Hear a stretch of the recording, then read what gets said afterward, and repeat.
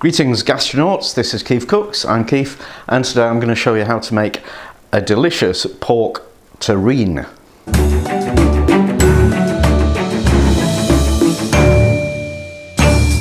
Now you might be confused about the difference between pate and a terrine.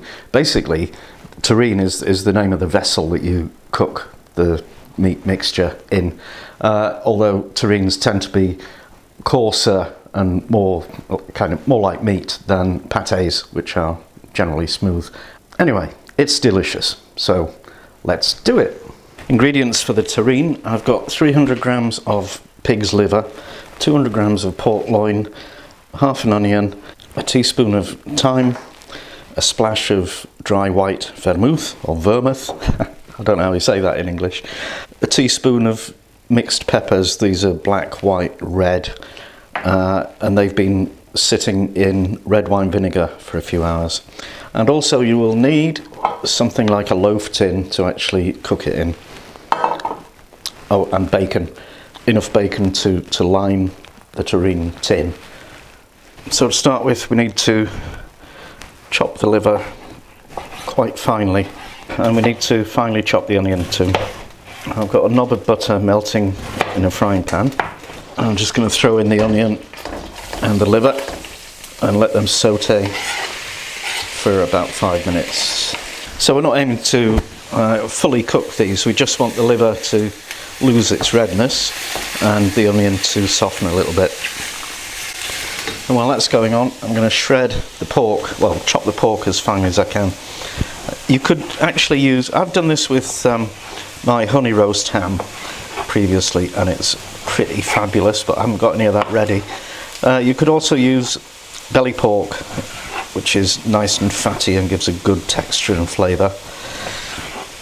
And actually what I might do with this is put some gelatine in, because I don't think there's enough fat to really hold it together. Now then, slight change of plan. I'm not using this. I'm using this, and I might do 2 of them. I've got 2 of these tins. The reason being, we need to cook this in a bain-marie. That means we have to put this inside a larger vessel with hot water in it that needs to come up to the level of the terrine. And I haven't got anything big enough to hold this, so smaller thing. I'm going to butter that and line it with bacon. Bacon needs to be up the sides, all across the bottom as well. Now the liver is done, so I'm going to put it in the stick blender and then whiz it to a puree, well, a fairly coarse puree. Now I've drained the vinegar from the peppercorns, and I'm just going to mix them in with the liver. So I'm going to make up some gelatine. I've got a tablespoon of warm water, half a sachet of powdered gelatine. Just mix that thoroughly. I'm also going to season the pork with a bit of salt. Now we can start to assemble the terrine. We just want a layer of the liver mixture in the bottom, and then a layer of pork. Spread it out as evenly as you can, and then more liver mixture on top. Now I'll pour in the gelatine. This is an experiment, so it might not actually work. Now fold the bacon over. I've just got a bit more bacon to cover the whole thing. Now the oven is preheating to 140 degrees, and I've put the terrine in this casserole dish, and I'm just going to top that with recently boiled water. I'll just do that much for now, and I'll put some more in when it's in the oven, otherwise I might spill it, kill myself. So I'm going to cover that with a bit of greaseproof paper and put another of these casserole dishes on top, and that's to slightly weigh it down, to stop it from expanding during cooking. And that goes in the oven for 90 minutes.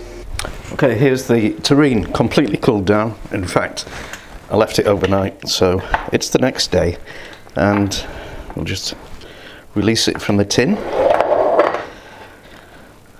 There's my gelatine, all escaped, so maybe it wasn't the greatest thing.